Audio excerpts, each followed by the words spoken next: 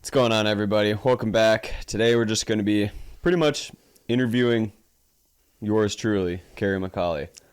Pretty much just going to ask some questions and see if I can get a good story out of him today. I think I know how to get them. I was watching your alternator failure, right? That video? Yep. Good stuff. I like that video a lot. I remember I was talking to you about my trip back from Missouri when I was picking up my friend and just talking about flying with low vis inside the cockpit. Like the dome light in there just didn't work, so I was using headlamp. And I just got talking to him with your alternator failure. You had mentioned you had what ferry flight was that where you lost your alternator? It was desert, Africa? I was delivering a 210 from St. Paul, Minnesota to Dodoma, Tanzania. Okay. What happened on that one? Because I remember when was that? When did that? What year that did had to happen? be that. I'll have to look at my logbook. I believe it probably 92, maybe late 91. Okay. That whole trip was just crazy. This is a good one. Oh man. So basically to start off the story, we started off, put ferry tanks in it. It's a 210, one of my favorite planes. Love the 210. Cool planes. Leave St. Paul for Bangor, Maine, where we cleared customs. From there, went up to St. John's, Newfoundland. Then it's the long overwater flight to Santa Maria in the Azores. And I don't remember anything particularly harrowing about that It's pretty leg. straightforward. So the normal hazards normal. of an 1,800-mile. Yep. Where'd you fly out of St. Paul, by the way? Do you remember? South St. Paul. South St. Paul, okay. Yeah. Then after, spent the night in Santa Maria. Next morning flew to Morocco, Agadir, Morocco. Okay. That flight had one memorable moment to it. That's Really? where I know you asked before, what do you do if you have to go to the bathroom? Which is it's not a big deal as far as if you got to pee. Yeah. Just use the my standard Yeah. Ziploc baggie. But Right. this was the other problem. Did it have autopilot? Yes, this one at least had the autopilot. But I've only had to do that other thing twice ever in my whole ferry flying career. This was the first time. I was at least relatively prepared because I was always worried about this. So I'd had, my big plan was 2 garbage bags, basically like shopping bags, lined with paper towels. So I always flew with a big roll of paper towels because you need paper towels For everything. Cleaning windshields, that you really shouldn't use paper towels, but Use stuff, yeah. So line the bag with that. You kind of get up on the seat. You do that weird yoga pose, which is not really easy in a small single engine airplane. I think by then I don't know if I was probably just sitting on my survival suit, but got the job done. Yeah.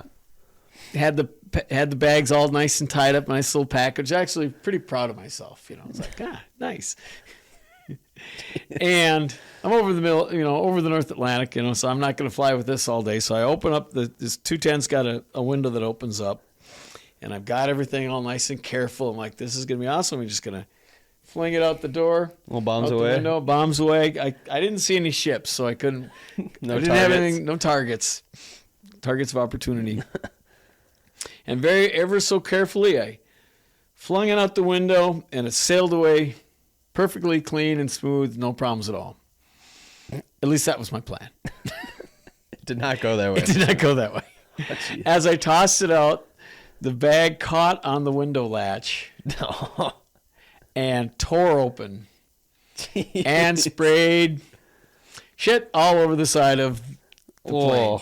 How many hours do you have left flying?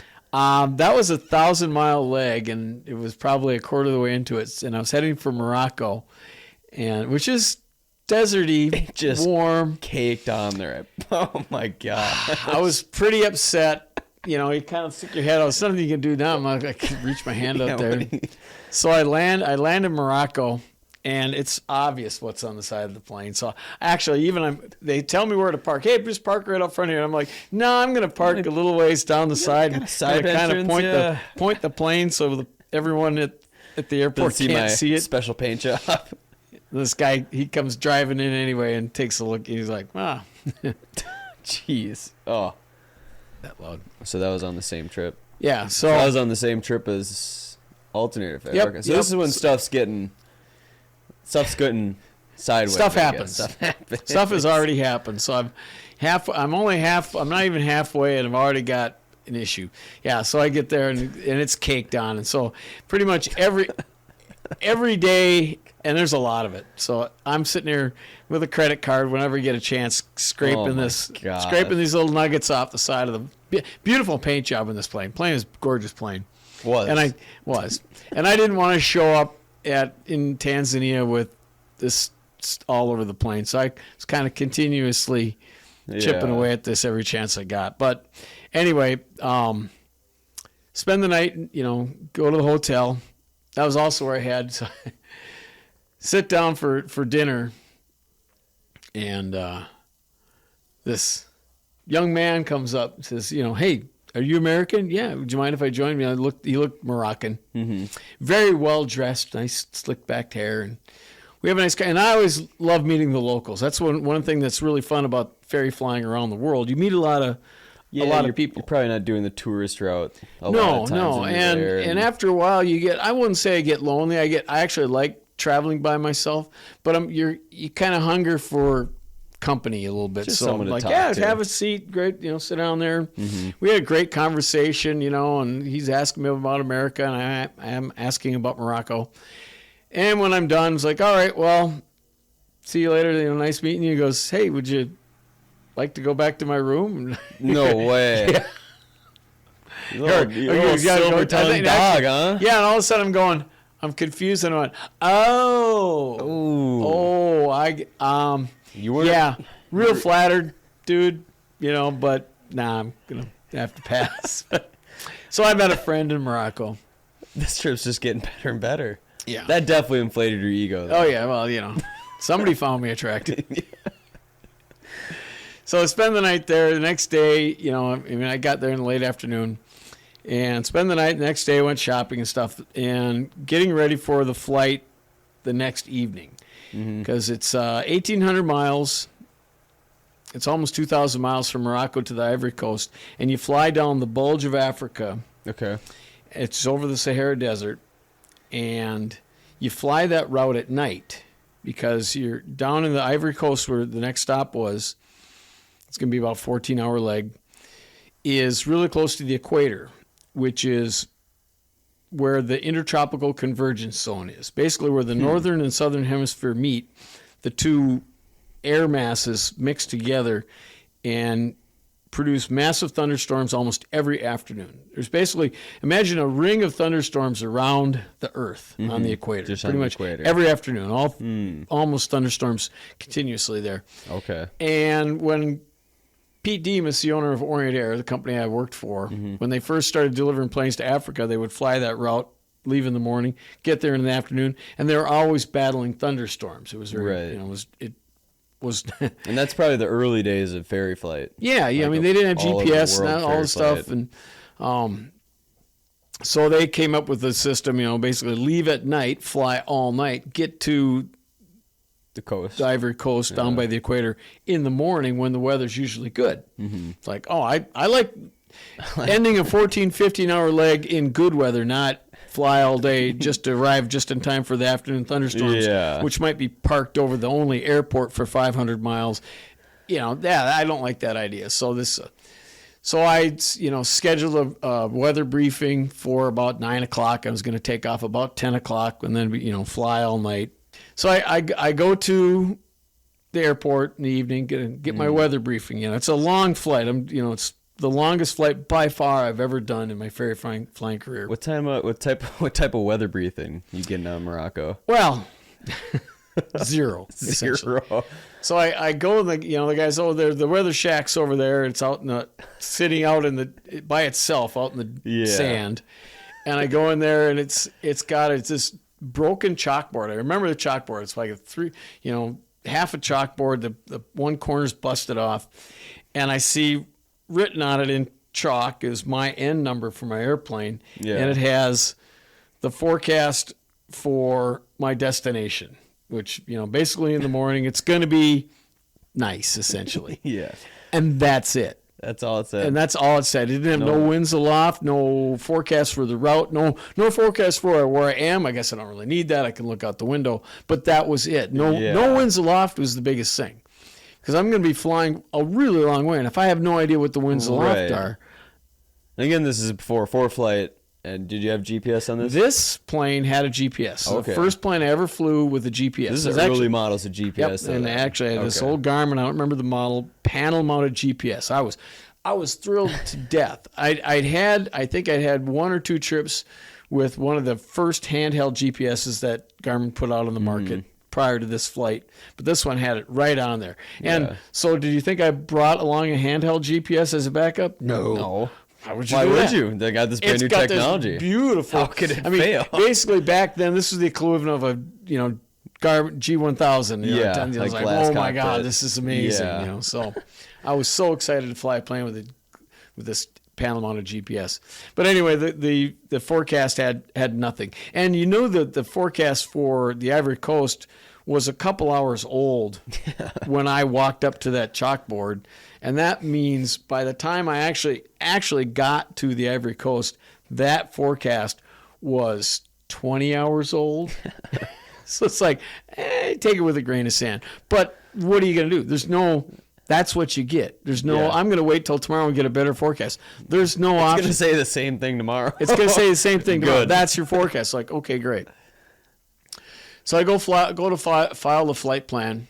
And back there you go up to the control tower, and you're doing that, and he goes, okay, that all looks good, but you better hurry. There's a haboob coming. I'm like, don't know what that is. He goes, sandstorm. I'm like, oh. He goes, yeah, as soon as you leave, we're shutting the airport down, and you better hurry, because if you don't get out of here really quick, we're going to shut it down. You're not going to get out of here in time. It's like right over there.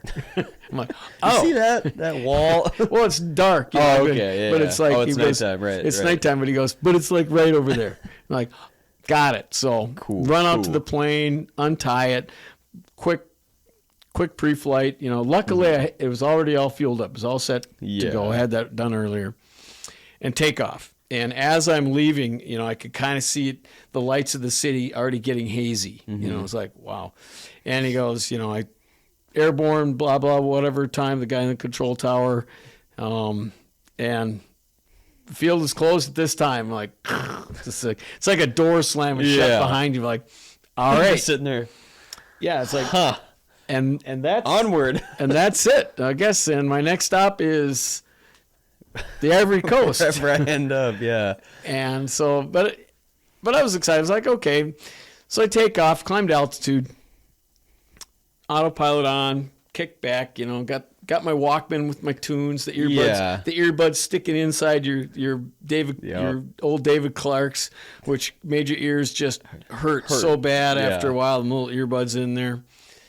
And settled back with my book for a long 14, 15 hour You're getting that a little comfortable. You're like, all right, I got everything's checked out. And the route from, there's only one city all the way from one airport from Morocco to the Ivory Coast is Bamako. And they say, don't land there. What is that? It says, there's nothing there. Yeah. There's no services. You'll be stuck. I mean, there's no fuel. There's no maintenance. There's no nothing. Don't even bother going there. If anything happens. If it wasn't going to happen. And I'm chilling, and about 3 hours into it, I get an RBL comes on. The RBL is a really bad light. Yeah, those are the lights on the instrument panel you never want to see. You don't want to see that. Oh, that's bad. And I look over. What's that? And I haven't seen that before. And it says low voltage. Like, I look over the ammeter, and the needle is just on the negative side of zero. If it's on the positive side, the system's charging. Negative side, it's discharging. Yep. But it wasn't way down there. I'm like, God, have I really lost my alternator or voltage regulator or something? Like, check, and I quick turn on like pitot heater or landing light or something. I don't remember what, and it went way down and stayed down. Oh, yep, that's discharging. I've lost my alternator. Crap. Yeah. Turn that off. Quick turn all the exterior lights off. Turn the interior lights down while I'm getting stuff together, and I'm like, I'm going to have to lose the autopilot too. That's because what I want to do at that point, once you've lost your alternator, you're running on battery. Right. and you want to save the battery for your destination. Because there's not much in those batteries. Those batteries, in terms of what you have to use it for. Right. They say a brand new battery, if you leave all your normal stuff on, will last maybe a half an hour, maybe. I feel like that'd be even stretching it. That's really stretched. That's like a brand new battery, fully charged. Right off the line. Yeah. Even then. So, and, when you get to your destination, you're going to want to need a battery for your flaps, your landing gear, your radios to communicate, navigation to find the airport. Yeah. You need all your juice at the end. You don't need it, for the next 12 hours. Especially if you got to shoot an approach or something. Right. Yeah, I mean, like an ILS. Because even though it's got a GPS in it, there's no GPS approaches. There were no RNAV approaches back then. There was VORs and ILSs. So if I got to shoot an approach, I need a radio. So I turn everything off, transponder off. I even unscrewed the little light bulb for the RBL. It's like, really? I knew I reached in it because you can't, that didn't have a rheostat to turn it down. It's like, it's on, like, get rid of that. Yeah. And the last thing I did is I turned all the radios off and the autopilot off. And the last thing I did is I grabbed the mic for the HF radio. The planes, when we're doing these ferry flights, we put a HF. It's like a ham radio, high frequency, strapped to the top of the ferry tank. And a big line antenna going out to the wing and to the tail. And that allows you to communicate over 1,000 miles, when you're long distance. Were they pretty reliable?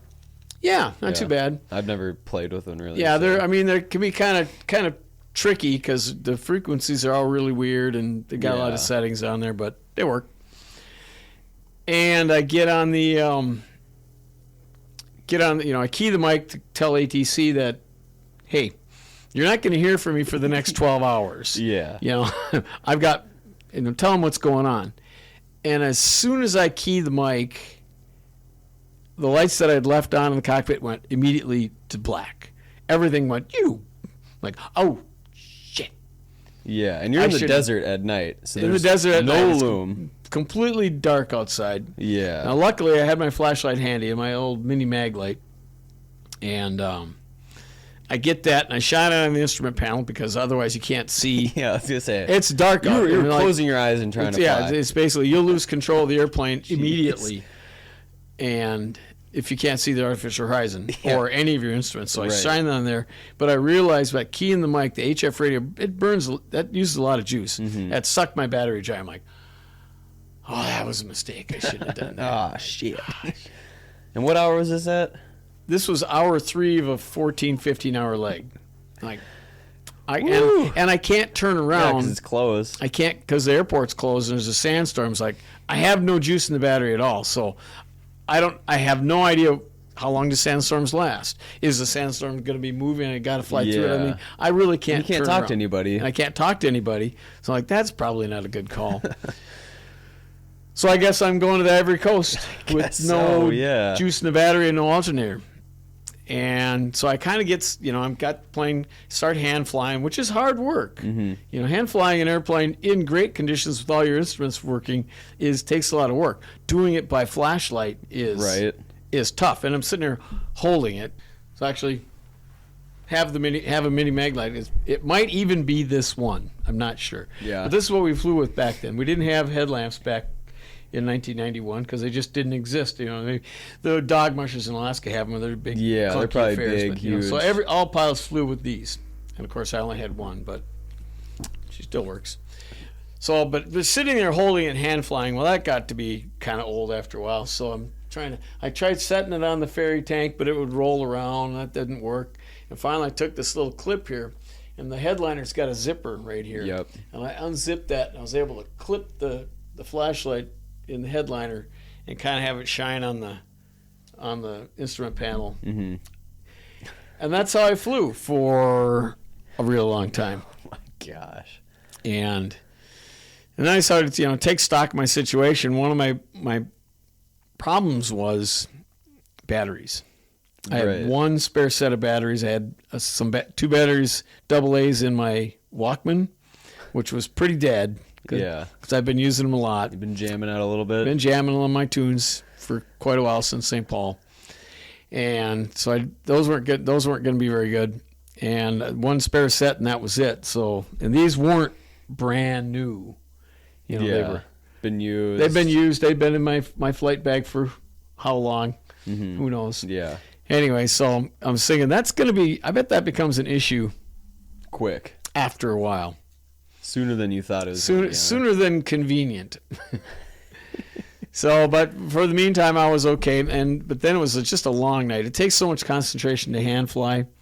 Right. And I still had 12 hours to go. I had a long way to go. And the other problem was I couldn't even read my book anymore because you can't hand fly and read a book at the same time. Because I really needed to hold a straight course. Now, because you're just off magnetic compass at this point too. Nope. Actually, the GPS was still working. I couldn't shut it off. I didn't want, and before I turned my master off, which would have isolated the entire system, I got a good heading on my GPS. I'm like, okay, I'm going to do this, but I got the manual out and I looked, and it had an internal backup battery on it. Mm-hmm. It's like, okay, that's cool, and so I left that on. And hopefully, the battery was pretty dead, but it was still going. So I at least had a good heading. But I wanted to hold that heading. I had no idea how long it was going to last. And you didn't have winds aloft, too. No winds aloft. Yeah. So I don't know where the winds are going to change. I'm flying, across the entire United States. It's a long ways. Yeah. And the other thing is, I couldn't, I thought about turning the GPS off and then going for a couple hours and turning it back on, and so I could save the battery. But the problem with those early GPSs is once you turned them off, if you flew for a long ways, if you moved that GPS with it off for hundreds of miles, when you turned it back on, it didn't know where it was anymore. It didn't know what satellites to look at, because in the early days of the GPS, they didn't have as many satellites as we do now. Mm-hmm. So it would be searching the sky for satellites, and a lot of times it wouldn't find itself. Or it would take a really long time. Mm-hmm. Like the handheld GPSs, if I got an airliner and flew to Germany or something to pick up an airplane, when I turned it on, it would I have no idea, and it would take hours to figure out where it was. So I wanted to leave it on. But I couldn't read a book because I wanted to hold a heading, and I couldn't listen to the tunes because my last set of batteries, and I thought I might need them. So there it was, just hand flying for hours and hours and hours by myself, by the way. I didn't have anybody in the plane. Right. So, and your sleep schedule's got to be just screwed at this point, because you're from St. Paul, 2 days ago? Yeah. My and you're flying through the night. My body was all messed up. I tried to get sleep during that afternoon. Before that, I got zero sleep. So fatigue was definitely an issue. Yeah, and you're not anywhere near being done. No, think about if you just got in your car and, somebody says, okay, you're just, it's a short 12-hour drive to Denver, and you can't stop. Yeah. You're driving straight through. It's an all-nighter, and you're by yourself, and the radio doesn't work. Yeah. And it's just you in the car. How inconvenient would that be? Yeah. Now do it in an airplane where you have to really focus on not crashing. Yeah. So get going along, and after a couple hours, the flashlight starts getting dimmer. Yeah. Dimmer and dimmer and dimmer. And pretty soon it was coming. It is time. Oh, back the story up. So I get about halfway, and I decided I was going to go. I know I wasn't supposed to go to Bamako. Yeah. Pete, my boss, said that there's nothing there, but I thought, I wouldn't mind stopping in Bamako, catching some Z's, wake up in the morning, and finishing this. Yeah. On the day. And Bamako was almost dead on my way. It wasn't more than 20 or 30 miles out of the way. Right. So why not? And by this time, I'm in clouds now. It's IFR. And I fly to Bamako, and it's on the GPS. It had a rudimentary database on it. Doesn't have approaches or anything, but it's like, you put in the identifier. It's like, it's over there. It's somewhere over here. Yeah. You're here. That's it. No runways, no frequencies, none of that stuff. But we promise there's an airport here. Yeah. It's somewhere over here. So I fly to it, and I start descending. I'm doing a circling descent, and there's different. It was actually pretty cool. There's different layers of the clouds. Yeah. And I got through one of the last layers, and there's still a cloud layer below me, and I can see the lights of the city glowing in the clouds. Oh, nice. It looked like a kid, when you have a flashlight under a blanket or something at night. That's what it looked like. It's like, oh. And I circle down, and I'm getting lower and lower, and the clouds are pretty low. But I have no idea how low because, number one, I don't have a current altimeter setting. Right. So I have no idea how high I am. I've gone hundreds and hundreds of miles. And I don't know what the bases are. So I get into the clouds, and I'm getting lower and lower and lower, and I get to the point where I'm probably around 1,000 feet AGL. Right. And I'm going, man, I don't know. This is a little sketchy. It's getting sketchy. I don't know. I have no idea if does this place have skyscrapers or a big maybe it has one of these monster antennas, radio antenna. Power lines. So I'm thinking, yeah, this is probably a bad idea. So reluctantly give her power and climb back into the clouds and take off. Back up. I guess I'm going to Ivory Coast. Yay. What altitude were you flying at? Probably about 12, I believe, something like that. Was there a reason you picked 12 or? No, I just usually fly 10, 12,000 feet, just better range, efficiency, performance. And so back at it. And about an hour or so later, that's when the flashlight started dying. Oh. And like, oh, shit. Did it just start getting dimmer and dimmer? Yeah. So then I'm thinking, so here's my problem is I don't only have one flashlight. And remember, this is way pre-cell phone, so there's nothing. Yeah. I don't have matches. I have nothing that will illuminate the panel. You got that. I have this. And the problem is once I turn this off, then I can't see the instrument panel anymore. And I can't control the airplane. It's again closing your eyes, essentially. Essentially, yeah. So it's just like, a VFR pilot flying into the clouds. They say he's got 90 seconds before he enters a spin and dies. If you can't see the artificial horizon or any of your instruments, you can't control it. You can't use your butt. You can't just kind of feel it. It won't work. And I was thinking, it's like, if I screw this up, if I drop part of this, if I drop one of the batteries or I drop a piece, I'm going to die because it's total IFR outside, lights off, pitch black. Yeah, it's like that when you go with your instructor and do the recover from an unusual attitude. Yeah. But try to recover from it with your eyes closed. Yeah. Probably, yeah. Yep. You're dead. So, the thing is, to change batteries in this, you got to unscrew the base, and then you got to dump the batteries out and then put the new batteries in the correct way. Put them back in, screw the base in. Now, the thing on these they're relatively fine threads, metal threads, so it's easy to cross-thread these things, and it's got a little spring in there. And that spring also comes off because there's actually a little extra light bulb in there. Okay. But if the spring comes off, if the spring pops off, it's not connected. It's not going to work, and you'll die. So there's a lot of things So you better hope it stays on. So I thought about how I'm going to do it. What I'm going to do is I'm going to have, both batteries, have the batteries in my mouth. And I'll take it off, and I'll dump the bad batteries in my lap. I'll put the new batteries in. First, I have to see which way the batteries go because I wasn't sure. Do they go positive side down or positive side up? Mm-hmm. Don't know. We're going to find out. And then hopefully get it back together and turn it on again, and it works. and hopefully the plane hasn't gotten into a spin or an unrecoverable dive. At this point it's going to be, and there you go. What altitude? And then try to recover. And those aren't the brightest. No, they're not the brightest. Flashlights in the world. And I don't even know for a fact that the batteries I'm putting in there are good. Yeah. I mean, they're in my bag of batteries, but they're not. Bag of batteries. Yeah. Well, when I leave, I got a bunch of batteries for my Walkman. That's mostly why I carry batteries. I got some for the flashlight. Yeah, but you don't know if you. In case I need it. But I'm never going to need it. So I did that, and actually, we went up and practiced that, and let's take a look at that. Let's see what I can get here. I'm going to get this trimmed up as good as I can. I'm going to time you here too.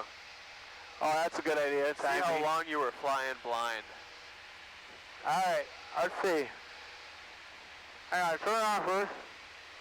It's on. Yep. And go.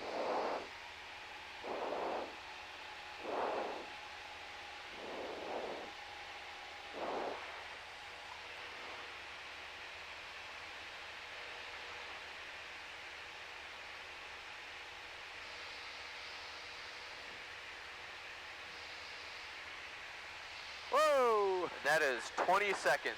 20 seconds of A good right turn. a good right turn. That wasn't too bad. And that was trimmed up pretty good, though. You know, it wasn't. That was. Yeah, I think it came out to like what 20. It was like 26 seconds or 20 seconds. Yeah, something like that. So, wasn't too bad. And I don't remember how fast I did it, and I don't remember how out of control the plane was. Right. I just remember that I didn't die. Yeah. Kind of blanking that spot out, but it was nerve-wracking. That was scary. Because that was your one shot. I got one shot at it. And I was really kicking myself because I should have changed batteries at Bamako. Oh. Because when I was flying over those clouds and the light from the city was shining up through the clouds, Right. there was probably enough ambient light in the cockpit that I could see. Plus, I would have, you could see the clouds. I was essentially at that point VFR because I was in between layers. Yeah. So I could see the clouds, and I could have changed batteries, no problem. But hindsight was 2020. Right? Hindsight was 2020. So And that's when we got into that, like, the routine. You're kind of looking to land at that point. Right. You're not thinking about... And I'm really tired. Yeah. So I get the batteries changed, and then it's on to the Ivory Coast. And then it was really kind of cool. I get in this mode. I mean, I go through different zones of tiredness when I'm ferry flying. Yeah. I mean, that's the worst part. I pinch the inside of my thighs a bunch. Mm-hmm. I do isometric exercises. I yell and scream. I couldn't sing. I usually sing along with my tunes. Yeah. Play a little air guitar. Drum on the instrument panel. Do whatever I can to keep myself Stuff. going. Yeah. And I'll also take little micro naps. It's amazing. Well, it's hard when you're hand flying. It's different when you're on autopilot, but when you're hand flying, you really can't do it. Yeah. But, a little micro nap will, a lot of times, even just a couple of seconds. It's weird. We don't condone micro naps. Don't do it normally. Over the ocean, sure. Or the desert. I was the Sahara Desert by myself. Probably, but usually I get to the point where I'm already dreaming before I close my eyes. Jeez. You get so tired, you're in REM sleep, and it's like you're like instantly into dream mode. Yeah. And I trained myself through panic and waking up Through almost dying. to almost dying to sleep for 5, 10, 15 seconds and then jerk myself awake. Oh, but it's actually pretty refreshing because it's amazing. But then I'll go into a different mode or cycle where all of a sudden I'm awake again. Mm-hmm. So I remember being in a point where I've left the clouds behind and I can see stars, and my night vision is awesome. Yeah. I've got this dim flashlight shine, and I've got it set down as low as I can to save the battery. Mm-hmm. And all of a sudden, I'm looking at these stars, going, "Wow, this is incredible!" And I can kind of see the cowling, the front of the airplane. I'm like, "It's kind of bright out. This is cool." And I turn off the flashlight experimentally just to see, and I could see. I mean, no way. I could, yeah, it was like I could see by starlight. It was so, and once you have stars, then you can kind of control the airplane because you can tell if you're turning. It's kind of, you get a little bit of visual. It's a horizon. Yeah. You can see the desert down there, and every once in a while I see a little fire down in the desert. And I'm like, is that some nomad guy or is it an oil well or walking his camels every once in a while a little speck of light would go past, like I don't know what that is, but it was pretty magical there for a while. As I hear you go by, like, I wonder what that was. But then just as I'm feeling really good about my chances, boop, there goes the GPS. It finally gave up the ghost. I'm like, crap. So now I've got my last, and at least I was being diligent. I kept noting, keep my DG set up because my vacuum system was still working. Yep. And the compass heading, I could remember what heading I was on, 180 or something. It was pretty much dead south. And with the GPS, it's compensating for whatever winds left. So I've got a good heading. Mm-hmm. So once the GPS went, it's like, okay, now I have this one last heading. Yeah. Let's hope that the winds lot don't change much. Yeah. Yeah. But now I'm just holding this last heading and compass heading.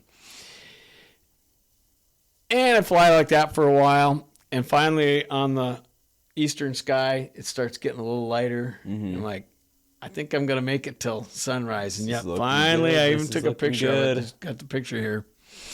The sun peeking above the horizon. Like, yes, I made it through What a the relief. long night. And it was like 8.5 hours of hand flying in the dark by Just flashlight. stressing.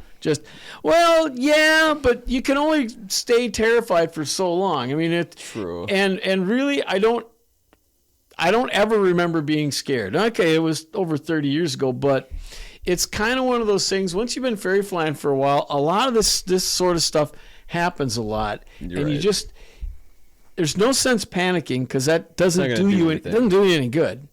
So it's like you just go like, well, crap, what am I going to do now? And you just start working the problem. So I just was the whole time just kind of working the problem, and it worked out. So now Do you think that came from? Sorry to cut you off. Do you think that like that mindset came from like just experience of like if I don't do anything, it's just dead. Like I die, especially in like ferry flying, right? Mm-hmm. Where it's like that panic. It's never worked out for any pilot because pilots like if you panic, you die. You need to figure out how to solve this problem or you're dead. Yep. You know, is that probably kind of why that like mindset got into ferry flying? Yeah. Like, try not to panic. Yep. I mean, I came up with the saying, like, if you got time to panic, you got time to do something more productive. You know, Right. it's like, it was Yeah. just like, all right, here's the next problem. Yeah. Some problems are easy. Some problems are hard. This one was just harder than most. Right. You can make your situation better or you can make it worse by Yep. panicking. Yep. Okay. So the sun comes up. Now it's easier. I'm following my heading, and it gets brighter. And instead of, I look down, like, and I was kind of surprised. Instead of being over sand dunes and sand and the Yeah. Sahara Desert, I'm over jungle, Okay. like yeah. palm trees and stuff. I'm like, huh. I had no idea I really didn't know what the topography was going to be Yeah. from the Morocco to the Ivory Coast. I didn't know what the Ivory Coast looked like. I was. Just going up. I'd never yeah. even heard of the Ivory Coast before this trip. I'm like, okay, I'm going to Africa. Never. Yeah. So, I believe this is my first trip to Africa. Yeah. Anyway, so I'm flying along, and now with the GPS dead, I'm kind of worried. It's like, okay, well, I've got no radio, so I don't think I'm going to be able. I'm pretty sure the battery's dead. Right. So I don't think that I'm going to have any way to find the airport.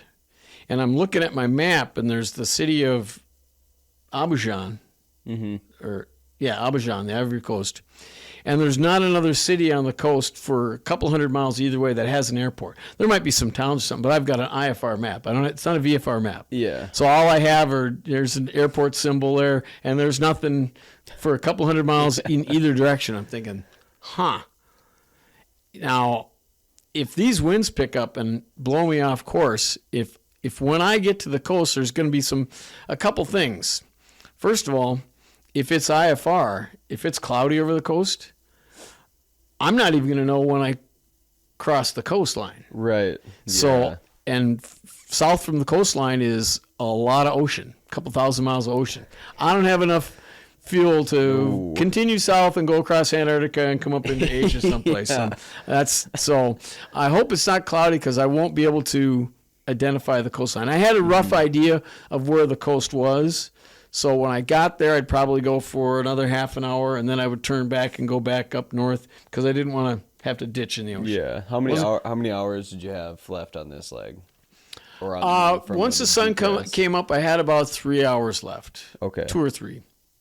So my next problem was, okay, so say it is VFR, say it's nice out. If I can't see the city when I get to the coast, which way should I go? Because I won't have enough fuel to search both east and west. See, that bottom part of the bulge where the Ivory Coast is, the shoreline runs east and west because Africa was like that. And so at that point, then it's going to be flip a coin, left or right. And if I choose wrong, I'm going to run out of gas and have to ditch it on the shoreline or in a field someplace. Right. I probably wasn't going to die, but it was going to be really hard on the paint. Yeah. after you tried The boss is going to be, I don't really want to crash, so I'm thinking, well, how am I going to, what should I do? And it was about that time, I'm looking down at the palm trees beneath me as the morning sun's getting lighter, and I see steam rising up through from the jungle, and it's just kind of hanging there. And I'm like, it doesn't look like there's any wind down there. Oh. It looks pretty calm, which is often the case first thing in the morning. Like, look, even here, right away in the morning, it's almost never windy in the morning, at least at the surface. Yeah. So I go, well, I'm going to go down there. I'm going to fly treetop level for as long as it stays calm. And then I know my compass heading is still taking me pretty darn close to Abidjan. Right. So I dropped down low. Now, the fact that I really love buzzing, flying at treetop level, had nothing to do with it. I was going to say, it had nothing to do with you wanting to do that or anything. But we're emergency scenario. It was an emergency scenario. I had no choice but to fly treetop level. Confirmed. So I did that for about half hour, 45 minutes, which was a blast. And it wasn't trackless jungle. Every once in a while you'd see a little hut. A hut or a couple of houses or something. Fishing village maybe. But no, I mean there really wasn't. There were no towns, there were no cities. Yeah. It was pretty barren. And then after a while, the wind started picking up. You could see the mist all went away, and then all of a sudden you see the top of the palm trees kind of swaying in the breeze. And they actually got kind of windy. So I climb up a bit, and I think, okay, now do I try to compensate into the wind to compensate for it, or what? And if I do it, how many degrees? 10, 20, 30? And is it going to be enough? And it's just still going to be a guess. And if by the time I get to the coast, which is, I could easily miss it completely. So right. How much fuel, or by estimations, when you got to the coast, how much time did you have? I figured I'd probably have an hour and a half reserve. Okay. Maybe an hour. Don't really know. Guessed. Fuel gauges aren't working. Yeah, and you've been flying all night. Yeah. You're tired. You've been up and down, and so then I had a thought. What if I knew which way it was? How would I know? It's like, so I thought, well, if I purposely go really far to the right, to the west, that way when I get to the coast, I'll know it's to the east, and then I'll go that way. I thought it was pretty smart. I'm like, I think so that's too. a really good idea, especially. So I I didn't have any other options at that point either. Well, yeah, but then it was scary because, I think this is a good heading, and now I'm purposely going to be wrong, but I gave it a shot. Yeah. So I went about 20 degrees right, and I'm looking at the wind. I'm like, maybe 25, and let's go 30. And I think maybe we went 35 at one point. It's like, I'm going to make sure. I want to make positive, damn sure airport. It's going to be to the left when I get there. So I did that. Flew the last couple hours to the coastline. Finally get to the coast. Thank God it was clear. Yeah. I'm like, awesome, there's the coast. Take a left, fly down the left, and it really wasn't. I think I only had to go half an hour. Okay. Something like that. It wasn't really that far away. And then I can see some pretty tall buildings like, This yep, might be it. There it is. Cool. I'm getting closer. At this point, I try my radios, turn the radios back on. The little LED lights come up, all 888s, it's like, nope, I got no juice. Good luck, yeah. It's I dead battery. And so I start getting close to town, and then I can see kind of right up really close to the coastline, big airport, the international airport. It's like, hallelujah, found it. But now I got to land. And I see airliners parked there. A couple of them. It's a big airport. I didn't see any airplanes, but it's not little. They do major operations. It's not a little municipal airport with a Piper Cub in the corner. It's like it's a big city. It's a big airport. So I get about 4 or 5 miles away, and I start circling, waiting for the guys in the tower to see me and hit me with the light gun. Yep. And I circle a couple times, like nothing. I'm like, maybe they don't see me. I get a little close, circle, nothing. I get a little closer, circle, nothing. It's like, I've had about enough of this crap. It's time to buzz the tower, Goose. No way. Well, I'm like, I'm just done. At this point, I am done. Yeah, I'm surprised you gave it that long of circling. And the safest thing I thought was to go right over the middle of the runway, right, midfield crosswind, because planes land like this. Yeah. They don't, the center of the runway should be mine. The only other person you should be hitting is someone else doing what you're doing. And I kind of see a tower, and I go, wow, 500 feet over the tower, like they ought to see that. Yeah. And I get past the runway, and I turn around, and I make a couple circles. Still no light gun signal. I'm like, are you shitting me? They don't have a light Fine. gun. Well, now it's time to land. Now 210s is retractable. I got no juice left, but I'd already looked up in the manual. I knew I was going to have to manually extend the landing gear. So I get the pump out and I start pumping. I believe it was like 58 pumps. And you pump. The thing travels. It's like, it's a tiny little Like, is this little even handle. working? Yeah, it's like this dumb little thing ain't gonna do it. And you see the wheels, they go about an inch at a time, kind of come out. And finally, they come out, but I have zero juice left in the system, electricity, so I won't get 3 greens. You select down, and I pump till the 58 and a couple for good measure, and they kind of stopped moving and down. Like, okay, I think so.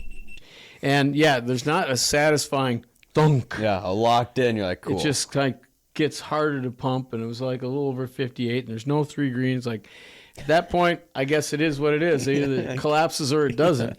See what happens. So and no flaps because you can't manually extend the flaps, and I have no juice for it. It's going to be no flap landing. Nice long runway. Yeah. But so then I just kind of look and I don't see any traffic. I'm like, I guess I'm just going to come in and land. I'm what else I'm pretty much done at this point. Yeah. I'm like, I'm coming in. You did your due diligence of circling and so I come in and land. The tower. And as I'm, you flare and trying to make it the smoothest landing I ever had because I don't know the gear's down and locked. And it's like you're doing one of these. Yay! It didn't collapse. Yeah. And slowly slow down. I get off the runway, get on the taxiway to go to where the FBO was, and I don't even get halfway there. And this dude in this Jeep, this old Willys World War II era, it looked like it was from World War II. This was a beat up Jeep. It probably could have been. Probably was. Comes flying up beside me, and he's yelling and waving, and I'm like, I've got a headset on. I'm in an airplane. I can't hear what you're saying. Wait. Yelling in an airplane doesn't work? Yeah, no, it's crazy. It's like the people in the movies are yelling. Hey, we're down here. I hear you. So, don't yell and in I'm just like going, I'm going to taxi over. I mean, unless you want me to stop here on the taxiway, I'm going to go over here where there's a parking spot. So I stopped there, shut the plane down. After it's like 15 and a half hours. And I'm just drained. The propeller goes to stop, and I'm like, oh, my God, I've just been through a lot. And do I have time to take a stock or take a breath or go kiss the ground? No, this dude is like jumping up and down. Come on, here. I'm like, what? Open the door. Hi. And he did not have a gift bag. Welcome to the Ivory Coast. No, he's like, the airport manager wants to see you right now. Get in the Jeep. I'm like, seriously? I mean, really? Can I go? Is there a restaurant here, bathroom? Like, no, get in the Jeep right now. Like, just need to know. Get in the, like, fine. Hop in the Jeep. Other end of the airport. Go to this, this building. Walking in there, and inside's this really mad Frenchman. Or I should just say a Frenchman. They're always, I can't really tell if they're mad or not because they always look like that. They got that stern accent too when they speak. It's like, do you know? Are you happy or mad? Do you know we have been 11 countries been looking for you all night? They're smoking a cigarette and like, no, and like, can I go? And he's stomping up and down, and I can't even tell him what's happened yet. He's like, you're supposed to be talking on the radio, and just. It's like a period at the end of the sentence. And he goes, and then he explains to me that, the French own the Ivory Coast. He goes, you are very lucky, my friend. I'm going home. He's leaving that night, that afternoon, to go back for his 3 months off. They, the French bureaucrats work 9 months in Ivory Coast, then he goes home to France for 3 months. And he was leaving that afternoon. He's like, if I was not leaving this afternoon, I would put you in jail, but I do not have time for you. And he slams a notebook down from me, write down everything that happened, and your whole statement, and then, okay, fine. So I'm sitting there. I still got to go to the bathroom really bad, by the way. Write everything down, hand it to him. He's like, he doesn't even read. He's like, fine, get out of here. I'm like, well, thanks. Oh, I'm okay, by the way. Thanks for asking. He didn't care what happened to you. No, I didn't care one bit. That he said 11 countries were out looking for me all night. What 11 Whatever. countries? We might have got a bill from 11 countries, but there was nobody out looking for me. And I knew that for a fact because afterwards I get out of there, finally find a restroom, go back and talk to the FBO, tell them what happened, get some maintenance, scheduled for it. And I finally get a phone, find a phone, and I call Orient Air back in the States, to let them know I'm okay. Because if 11 countries were looking for me, surely they would have been notified. Obviously called Orient Air to find out what. Logically. And Pete's wife, Barb, answers. I'm like, I'm okay. She goes, okay. Why wouldn't you be? Like, didn't anybody call her? She goes, no. No. Like, well, I told her what happened. She goes, cool story. Anything? So all right. No angry Frenchman called you at all. It's just, and it's crazy how the whole ferry flying business, that incredible event happening to me was just Thursday for them. They're like, we get 4 other planes up flying around the world. Do you need anything from me right now? No. Well, then I'm going back to bed. I'm like, all right, sorry I bothered you. Yeah, you kind of just feel like. She goes, do you need help? No. Well, then quit bothering me. Deal with it. Like, all right, I'll deal with it. And that's what you do when you're ferry flying, especially back then, pre-cell phone. You dealt with what happened. You were on your own, which is actually what I really loved about ferry flying. Yeah. It was the challenge of, here's the keys to an airplane, a bag of cash, fly this to the other side of the planet. Don't bug me till you get home. Yeah. How early did this happen in your ferry flying career? I think this was the first year, like the first 6 months. So that must have been like when that phone call with Barb, you said that was probably a little reality check of like, we trust you to be an adult. Figure this out. It's not a big deal. Like, we've had worse things happen. Why are you calling? It was kind of funny. She was like, and nothing. She goes, okay, can I go back to bed now? It was like, oh my God, are you okay? How are you feeling? She didn't care about my feelings one bit. I just wanted a gold star and a cookie, maybe. Geez, well, I thought I kind of did pretty good. I got a plane. She's like, yeah, well, guys do that all the time here. Cool story. But did you die? Exactly. No. Okay. Yeah. So that was that. That was the first half of the trip, and I guess we'll talk about what happened after that in part 2 of. There's more? This trip went on. This was the halfway point, and it did not get any less exciting. Okay. We're going to have to, part 2. Stay tuned for part 2.